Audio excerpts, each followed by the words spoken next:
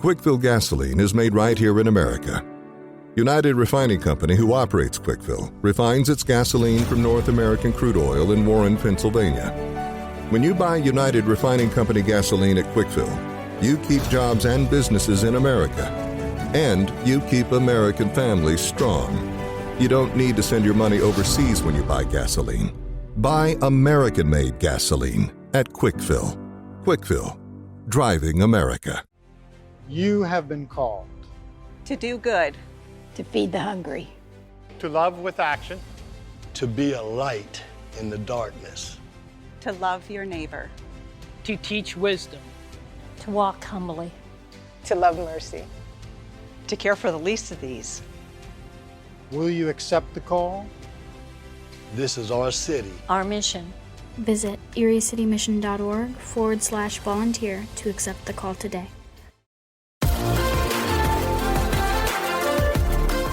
Welcome to TalkErie.com's Joel Natale Show, Erie, Pennsylvania's daily podcast. Every day, we tackle the biggest issues that the Erie, PA region faces. Stay informed and involved as we advance the narrative of Erie. Now, here's Joel Natale.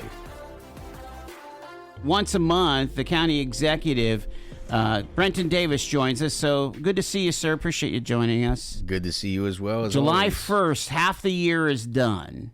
That it is. 5 months till the big general election, right? I mean, looking forward to it. Yeah.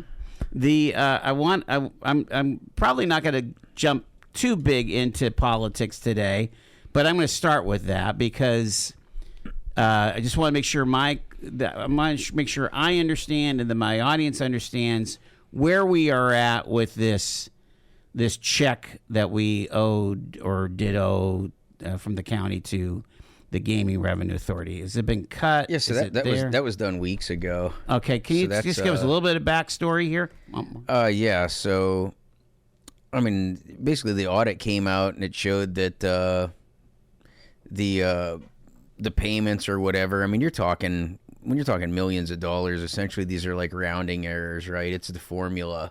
And I mean, years ago when this was established, it was kind of a handshake deal. I mean, even the Auditor General called it informal and unwritten. Well, how in the world is somebody going to know something that's informal and unwritten?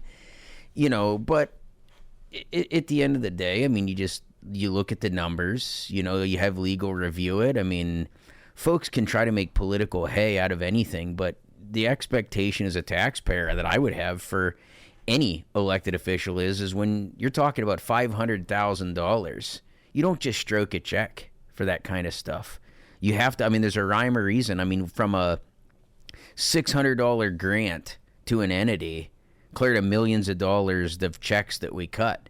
You know, everything has an invoice. Everything has a legal review. Everything, I mean, even just for legal context and structure, you know, in terms of the contracts. I mean, the expectation to just jump isn't the way government works. It's irresponsible. So, you know, you have to do your due diligence with everything, you know, so that's what we did. You know, we reconciled the books, you know, and then ECRA owed us $500,000 for the reimbursements that we paid out of the municipal gap fund for Snowmageddon last year. And, you know, we hadn't received that check and, I mean, it hasn't snowed in quite a few months. So, I mean, it was just good to just clean up those books, get it all said and done. So, I mean, at the end of the day, we sent ECRA the remaining, you know, $38,000 balance or whatever, and those books are reconciled. So, I mean, that's been done. You know, it was kind of inconsequential, really. The Auditor General also encouraged both entities to kind of work together and get, you know, keep shorter accounts. What do you think about all that? You know, saying, okay, here's the gambling money. Here's your piece of the pie. Here's our piece of the pie, and be done with it. You know. Well, I mean, I think like anything, I think there's a lot with the casino gaming revenue that's yet to be determined. I mean, look at how many times it's changed, you know, over the years, and you look at the current trends with the casino are heading downward. So, I mean, those numbers are subject to change. And, I mean, there's other, you know, state regulations or, you know, state formulas or things that could come into play that, you know, you you play the hand that you're dealt from the state. You have to be in accordance with the law. You know, I mean, to me, I'm unapologetic. I don't believe that this has done what it's meant to do. I think this was meant to lower people's taxes, like we voted for it in 2006 on a referendum. And, you know, I remain unapologetic about that. I don't think we should be doling out people's money to grants to other organizations and political favorites. I mean, irregardless. But, you know, we move on, we move forward, and we deal with the cards that we're dealt, and we do the best we can with what we've got, and that's what we've been doing. Talk about the concern. You mentioned that casino dollars are decreasing. So a couple thoughts.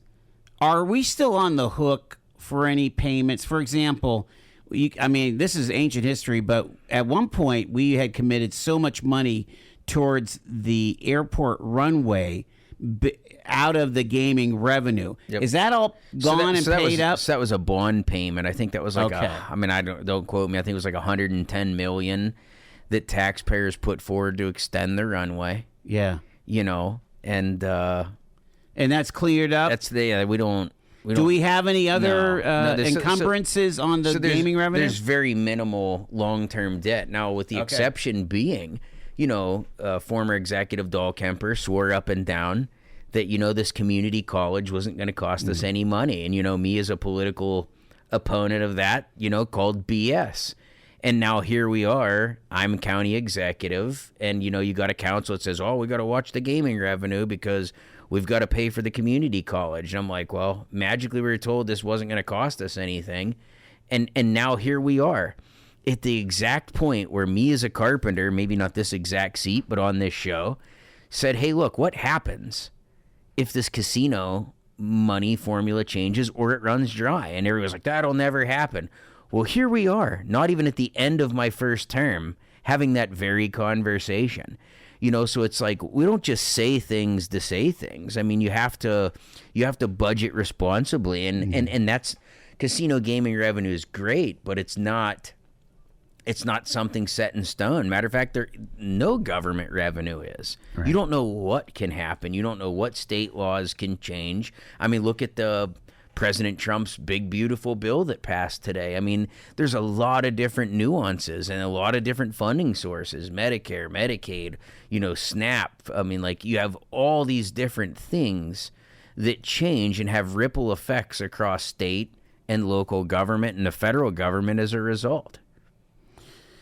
The other thing that has come in recent view is this bill that Senator Laughlin advocated to allow less actual slot machines. I mean, I guess there was some kind of a law built into the gaming revenue to require some very high number of slot machines in a smaller casino like Presque Isle Downs. They're just not getting the business, and so it's just a cost deal. Do you? I guess you take that, and you also take where the skills game situation is right now, and we're getting overrun with skills games. 100%. So I mean, it's all leading to less money. Well, so to me, I look at this. So I've already done the legal research. Well, I haven't. My legal counsel has done the legal research on how the county can take a great big wet bite out of these skills games. And, you know, it's unregulated. So, I mean, you look at it, I mean, they don't even need a sticker from the city? I mean, no, there's nothing. So, I mean, you look at these folks that, I mean, how do you know? You can't play Pac-Man without a sticker from the city. But you know what I mean? But even greater, think about this. You've got a machine, right, that's unregulated, that's taking people's money. So how do you know there's not a guy plugging an iPhone or something into the back of it going like, you're not winning today, pal? You know, or, hey, I'm going to limit you to a $50 payout instead of a $1,500 payout. Like, you just don't know. And, I mean, without these things being regulated, then you look at the other things. You know, I mean, I call them, like jangle casinos, you know, or jingle casinos. Like, they just pop up everywhere like jingle trucks, you know, places. And, you know, it's predatory. You look at the folks that are there. Mm-hmm. You know, you look at these places downtown. You look at the folks with the lower income, oftentimes like sitting there playing these games. They're unregulated, taking their money, and then at the end of the day, there is no taxpayer benefit. This goes into the pocket of private taxpayer, or, Right. private folks that it's a cash game. So how are you even going to guarantee that taxes are paid on that income? There's just a lot of different things. So, I've got a couple of strategies that I'm about to take a few shots across the bow, from where I can, from the bully pulpit of the county executive's office. And, we'll see how much our friends at council put up a fight. But, I can't imagine anybody with any kind of common sense, or at least a modicum of compassion for some of these folks out here that are really potentially being taken advantage of. And again, at the end of the day, it's hurting the community ecosystem that's been set up, not just, casino gaming revenue dollars, but there's no resources for folks with gambling addictions, no way to shut themselves off. There's just, the casino is highly regulated, and these skills games fall completely outside of that, just by calling it something different. And they won some kind of a case in the state Supreme Court that has allowed this proliferation. Is that accurate? I'm not aware of the Supreme Court case or the case law or the precedent that it established, but I do know that with the legal research that we have, that I've got considerable grounds to make a few very strategic plays to really make sure that what's in our communities, is a welcoming thing. You're not seeing casino. These things are popping up everywhere. Yeah, they don't seem to be additive to the the quality of life. No, and it just takes. So you get folks that let's face it. This is another form of addiction. Wow. So you go through these things, and then the lasting effects. But there's no way to regulate to make sure that it isn't fraudulent either. So I've set my sights on these things. We've done the research, and now it's time to start taking some shots across the bow. So I guess my message to these skills game jangle casino folks is bide your time. Are you having any conversations with other county commissioners and things?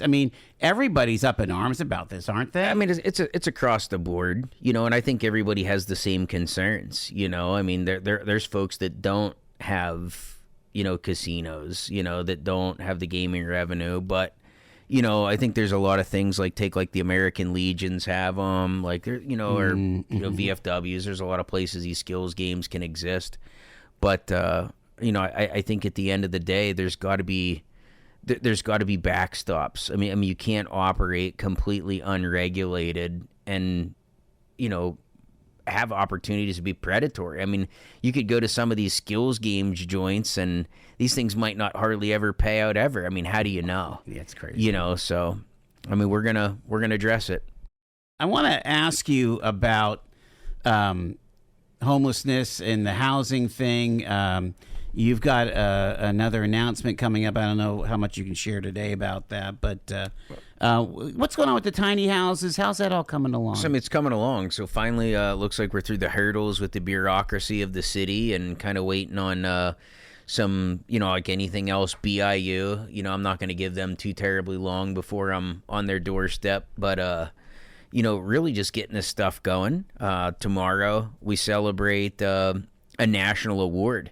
Wow. For the Community Resilience Center is the first year. Obviously into COVID during Executive Dahlkemper's term, they stopped doing work release there. So we had this empty building doing nothing. Well, I just watched 1 year go by, 2 years go by, and there's nothing in this building. And taxpayers are paying for it. We're heating it. We're doing. I'm like, this is insanity. We've got people sleeping on the streets. I've got a perfectly good building. Hammett was supposed to have come out with something last year that didn't happen. So, this year this past winter, I just grabbed the bull by the horn and said, enough's enough. This is what we're doing. We took charge and just made a decision and rallied a lot of community partners together. And for the first time in Erie's history, there wasn't a single person that had to sleep in the streets by choice. They had somewhere warm to go every night all the way through winter. And, it's just incredible. We didn't have a single cold weather death, this year. And so, it's definitely saving lives. It's definitely helping people. It's part of that Streets to Sustainability initiative that I, have coined. And, county government's taking the charge. But we got nationally recognized by the National Association of Counties as a best practice. Not only a best practice, but innovation in terms of human services and how to do that. So, I mean, you're talking out of 4,000 some odd counties for us to be recognized on what we're doing with our unhoused neighbors. That means a lot, you know, and that's a lot of people. I mean, we had hundreds of people, hundreds of church volunteers, Yuma, our neighbor's place, you know, a lot of our directors and assistant deputies and everybody. I mean, all hands on deck, the home team. I mean, there's just so many different people that made that possible.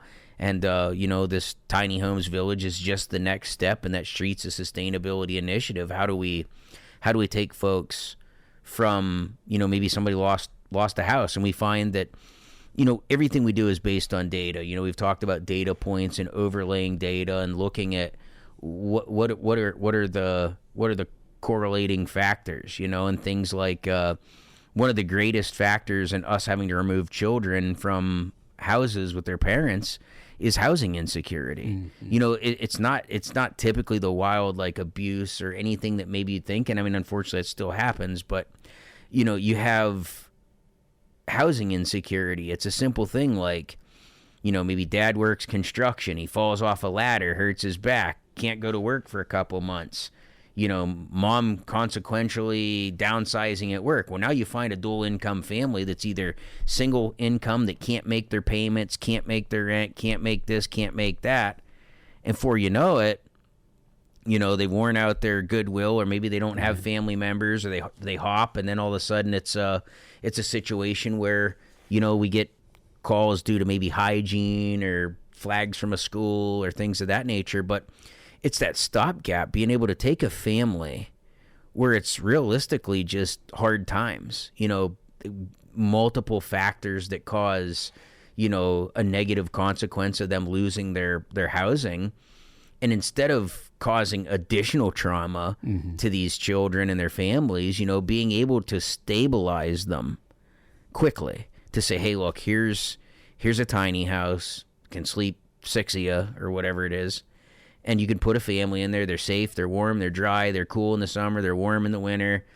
You know, kitchens, showers, a place for them to get a foothold so they don't slide further behind. And then you remove the kids and put them in foster care, which creates a greater burden, you know, on not only society, but the taxpayers foot the bill. But the greatest thing is the trauma these kids endure. Imagine being taken away from your family, you know, especially a healthy family situation, just because mom and dad, you know, couldn't keep a roof over their head for one reason or another. So, I mean, it's not a be-all, end-all for all folks, you know. I mean, this is really that stopgap to stabilize as quickly and effectively through transitional housing the people that we can, because that dad, hey, his back is better, you know, he's able to go, or maybe he finds a job at Home Depot for 6 months, or you know, whatever it is to help mom and dad get stabilized, get their footing under themselves, take that little breather, get back into the workforce and find that stable housing, and keep the nuclear family intact. I mean, that is all things that you see in social services. When you have a nuclear family that's intact, I mean, the children are better off, the family's better. I mean, just exponentially a greater chance of success. What kind of role does the county have in some of these tent cities that are still around? I mean, I'm hearing about, you know, behind, you know, you mentioned Home Depot, behind some of those big box stores in Summit. There are people living back there. There's people living along the tracks. I mean, sometimes they're on the tracks. They get hit by a train. I mean, I know the city law enforcement has a role, but does county DHS have a role too? I mean, so for us, I mean, obviously we're not an enforcement agency in any way, shape, or form. So what we do is, like, through DHS, you know, we have obviously we lead the home team. There's a whole slew of folks that do outreach to unhoused folks, you know, offering services, you know, and they're very familiar. I mean, they know where they're at. They know them by name. Wow. I mean, the thing about it is like, for a time period, say in Summit, it was a certain religious group that owned that property for a period of time. And basically the head gal in charge said, you can't do anything with them, you know? So, I mean, it kind of created a safe haven until it caused problems for them. You know, the railroad, obviously, like, that's railroad property. So the railroad, you see them come down through there with trucks and dump trucks and excavators. And, I mean, they just go through and tear them down. They don't care. tear down the tent They tear cities, down the tent cities. Wow. And, you know, and that's the thing is, like, really just providing these folks with somewhere to go. And I mean, you look at the fires that happen in blighted neighborhoods, which is why, like, the land bank acquiring things and, you know, tearing down blighted structures that aren't safe, so they're not heating them with, you know, barrels and setting houses on fire, or running cords that's stealing power to, you know, run a fan and causing fires. And I mean, it's just, again, you know, compounding negative factors that cause major issues. It seems like it's a big issue, but we're trying to get our arms around it one piece at a time. All year round, Frontier Home Products and Design has what you need to make your home comfortable and beautiful. Relax on a new timber tech deck designed by Frontier's experts. A new fireplace from Frontier Home Products Fireplace Gallery adds warmth and serenity to any home. Beauty and versatility at Frontier Home Products and Design Center, 4213 Peachtree, 5th next to the Bayfront Highway. Frontier Home Products and Design Center. Discover a new frontier. PA contractor number PA039007. Get paid to drive. Start a new career behind the wheel at the EMTA. If you are looking for a high-paying and rewarding career with full benefits and paid training, stop by or apply online today with the EMTA. Plus, EMTA riders can now enjoy free Wi-Fi on new, clean, and environmentally friendly buses to travel all over Erie County. Visit ridethee.com for more information. Get on board EMTA. Get on board EMTA. Get on board. County Executive, I know there was a big announcement in June about kind of the first tranche of child care money going out to folks. Can you explain that relationship between the county and the of ECRA? Because it's up to like $5 million, right? I mean, so we've got, so total, the county, the taxpayers of Erie County have made a total of $5.5 million is that what investment. It is? Wow. So what it was $2.5 million that came from our ARPA dollars, which was redirected by the current council from our municipal gap fund. You know, again, money that was meant to lower taxes and offset taxes, but they took it and invested it in child care. Well, as the county executive, you have the right to administer. So, you know, council makes an allocation for $2.5 million. Well, I required ECRA to match it. You know, so that in essence doubled it, because I talked about we will leverage our ARPA dollars. So that was a 1-to-1. I mean, it wasn't nearly as good as the municipal gap fund, where this investment was only dollar for dollar, where typically we've been able to do anywhere from 4 to 7 times of a return. You know, and that's really how you get more bang for your buck, by getting more funding and leveraging more sources. But, you know, I mean, child care is workforce development, which is in turn economic development. So it's another way to help remove barriers. The other $500,000 is in partnership with both the City of Erie Redevelopment Authority and Corey's Redevelopment Authority. And what we're focusing on is like the in-home child care. Okay. You know, so for, say, particular like rural child care, like there's not always something readily available, you know, commercial, you know, child care in, say, Lake City or Mill Village or so this Albion. Might be a person who. How many? I don't. You probably don't know all the rules, but how many is like a family child care like that? How many kids are they allowed to have? Well, it depends. So, I mean, typically it's... is it based on square footage? Or? That's based on the adults. I mean, there's a lot of different regulations, but I think maximum that you can watch is 6 per adult. Okay. You know, and then you got to be careful once you get to a certain point per household, it's capped. I don't know what, but I mean, you take somebody, but it enables, say, maybe a family, a mom, a dad, or whatever. It's like, hey, I'm already staying home watching my one little one. Well, what the heck? Let me throw 2 other toddlers or a toddler and a 5-year-old, you know, to earn some extra income. Well, what this does is this, I mean, obviously we work through the Early Learning Resource Center and their STAR system, and, a lot of best practices that have guided these decisions to say, how do we take somebody that was, say, maybe like kind of like a fly-by-night, like aunt or somebody like dropping kids off, and we all grew up that way. Like you got the neighbor lady that'll watch your kids for X amount per hour per day or whatever. Right. But, those that time has kind of passed. I mean, you want them to have the clearances. You want them to have just a generally secure household with no major hazards. Yeah, you've got to have the electrical or good. the fire that killed those 5 kids. It's crazy. Like you look at stuff like that where in a situation like that, like the government steps in and regulates, but they didn't come with any way to like, okay, here's the solution. Here's how we can help. And this was kind of our answer to that, is say, hey, look, we don't want you to fly by night.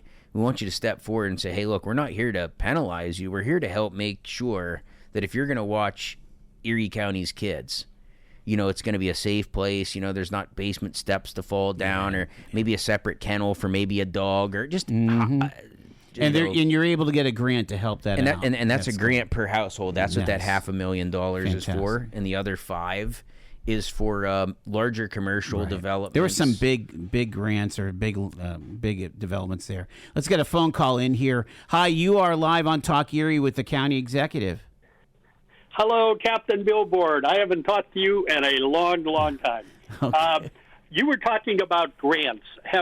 Are there any grants out there for installing high-speed internet east of Bartlett Road, west of Manchester, around Edinburgh, around McCain, or is that all stopped?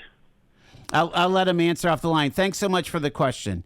What's going on with internet? And because at one point the county had an initiative, right? I mean, so we have it all mapped. So we're actually further ahead than most counties in the country. Again, that was another national best practice that, myself and Jessica Horan both spoke at a national level. I mean, I was in Austin, Texas, talking Jessica's from the county. Jessica Horan's the director of planning for the county. Yeah. And I was in Austin, Texas, talking about how we were able to map this out, figure out, where unserved and unserved areas are. But again, it comes down to this big fight of money, between the feds, the Pennsylvania Broadband Authority. The Pennsylvania Broadband Authority has sat on this for years and years and years and years and years. And then finally the Trump administration steps in and goes, hey, look, what are you guys doing? So now, as of I think last week or the week before, there was some movement with the BEAD funding. Okay. So I think now they're finally ready to hopefully start, doling that out. I mean, we were kind of just sitting there, fingers crossed, holding our breath, going, is this going to get clawed back? Anything can happen. But once they release that money, we're looking at right now an 11 county, essentially co-op with 11 other counties in Northwest Pennsylvania, to draw down revenue bonds, because you're talking, this is probably a $500 million project in the grand scheme of things. So if you get like a countywide, yeah. Well, no, you're talking across all the 11 counties. Oh, gotcha. But even for us, say realistically, say we're 100 million. That's the airport all over again. It sure is. You know what I mean? So you can't take this lightly. And then how do you burden somebody that's already got internet? But then how do you slight somebody that doesn't? So you're looking at, I think the genius and the wisdom behind the art of this deal is, revenue bonds, that you can take out a bond based on the future revenue payments. We can guarantee it as a government. It helps the local infrastructure folks build out what they need to, and in the end of the day, it'd be like a co-op between 11 counties, so the taxpayers own the infrastructure that is in turn leased to an internet service provider. So that way, we're not handing money, because every one of these internet service providers came running, well, we'll do it for this, we'll do it for that. They all want the government money to, why wouldn't you? Like, why aren't you buying me an excavator and a bulldozer for my business? Sure. Like, what the heck? Like, let's do 100. That's kind of the windfall what some of these folks could have saw. So, really to make sure that we're being responsible with taxpayer money, you own the fiber, so you can control, who's operating on it. You can kind of control some of the pricing. You can control when, let's just say that, somebody were to get a hold of this infrastructure and 30 years from now, they're like, we're not updating it, it's fine. And we're like, dude, like, we're on super high-speed fiber times 5 by then. And we're like, look, It's just not fast enough for whatever We're on 25 10G. years. Right. You know, so that really puts the taxpayers in the driver's seat in terms of really controlling the quality and also like responsiveness and driving competition amongst many internet service providers. So, I mean, that's kind of where we're at. I mean, this has been a super slow crawl.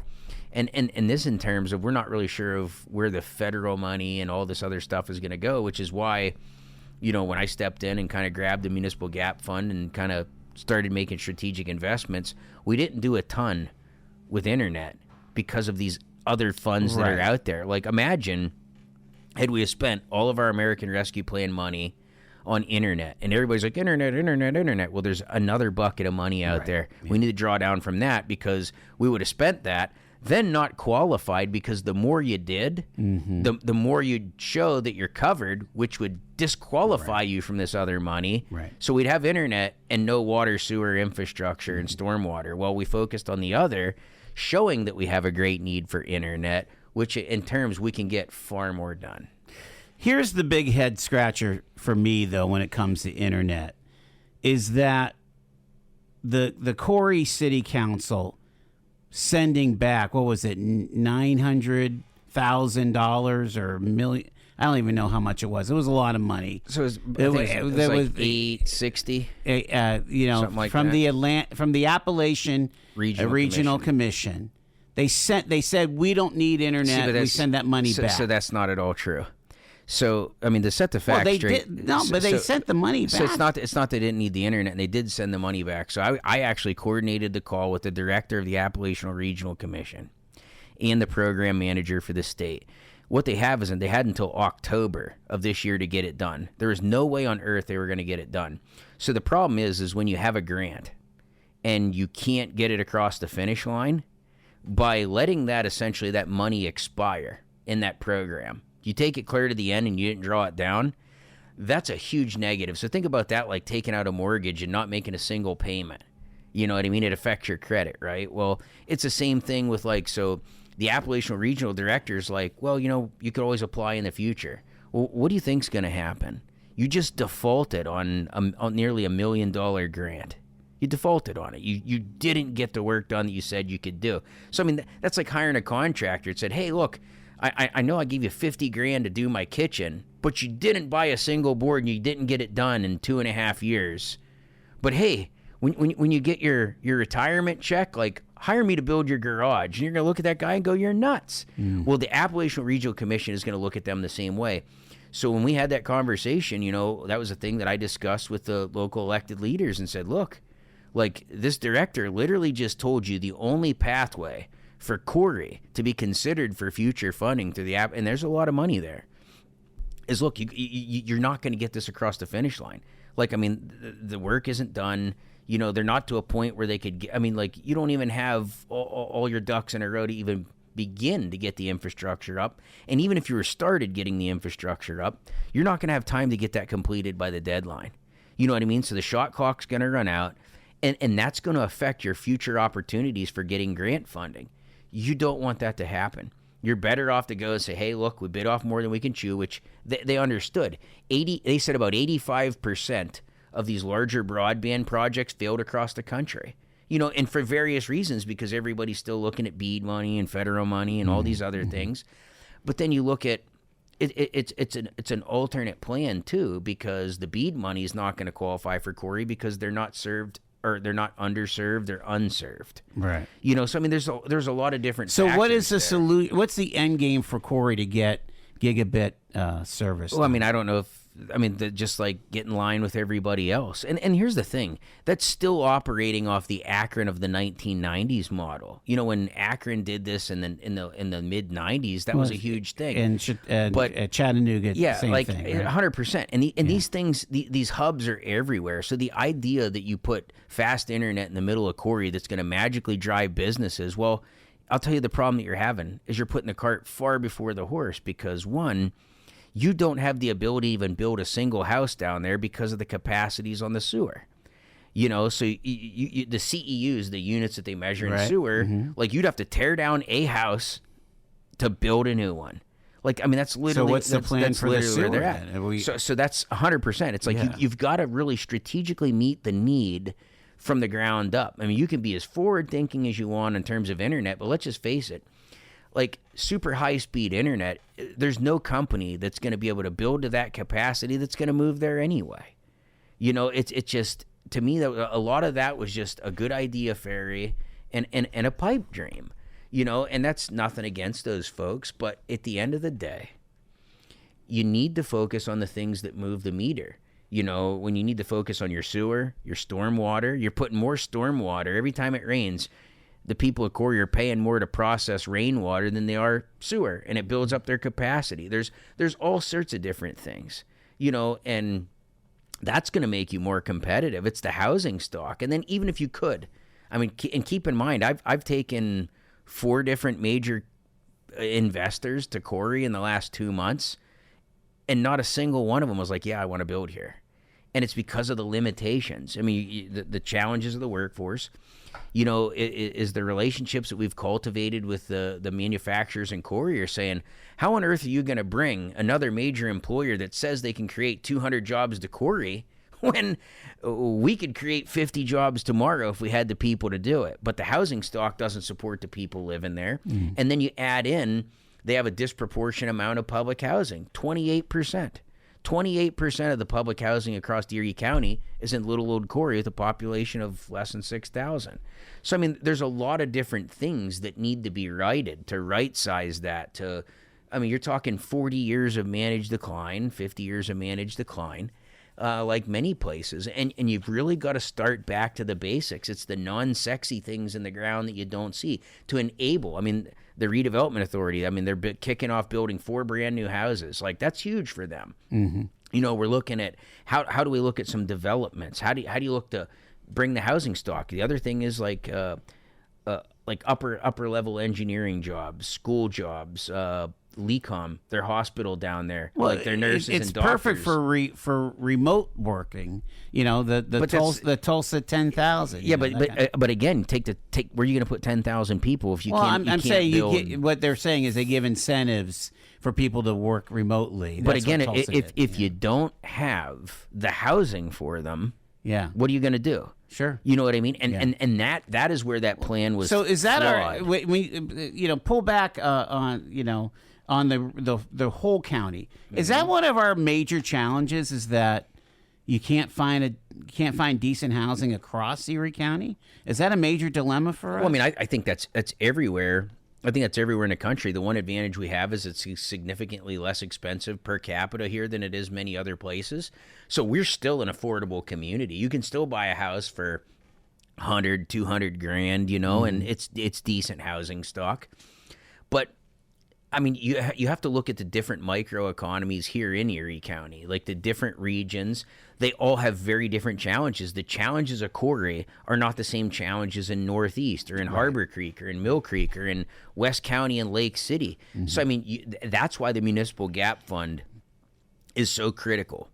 It's that $43 million historic tax cut that my administration has been able to put forward and invest money in all these townships across the board to help them take care of those things. Otherwise, you wait 10 years, that's $110 million that these townships are going to have to come up with. Mm-hmm. You know, you knock them out in the here and now, and then you have the infrastructure. You look at the Amazon deal that fell through. Right, yeah. You know, you look at some of these bigger deals we're looking at. It's the electrical infrastructure that's kind of a problem. Water infrastructure is a problem. Yeah. You know, being able to manage your stormwater and your sewer water if you're dealing in any kind of food manufacturing, mm-hmm. you know, being able to put that back into the sewer and manage those capacities and not overrun your local infrastructure. You know, it's a lot of these different things that we haven't done for decades that now we are. You know, we're in that pipeline. We're breaking ground on projects. Some are already done. The water tower in Girard, already done. You know, a lot of these sewer management plants that the taxpayers would have to pick up the bill had we not done this. You know, this is my strategy to put as much as I can out here into all communities and save taxpayers money. Because if you pay a bill now, you're not paying it, you know, 3 times the cost or 2 times the cost or whatever, you know, a decade from now. So, I mean, it's really, this is where economic development starts, is investing in the infrastructure. And you need to simultaneously build your housing stock. You need to build your educational workforce pipeline. And then in all of that, you expand your local businesses, help create new businesses in your startup ecosystems, but then also do the domestic and foreign direct investment business attraction from either overseas or other domestically owned companies that can come in here and say, hey, yeah, we'll buy the IRG site. We'll buy Hero BX. We'll buy these failed, businesses or failed infrastructure properties and things, the brown fields and the green fields, and those folks will invest. But you have to do everything with balance, because you can't look beyond your existing business owners that can expand to, say, TalkErie Manufacturing. We help them move through some red tape, $3 million expansion. It's done. They're down there operating. Awesome. You look at all these different things. You look at Adler. You look at all these folks that have chose to invest in Erie that can create 10, 15, 20, 50 jobs. I mean, you do that 10 times over, that's 500 jobs. And that's how you elevate, and workforce is the greatest challenge right now. I've got less than a minute with the county executive.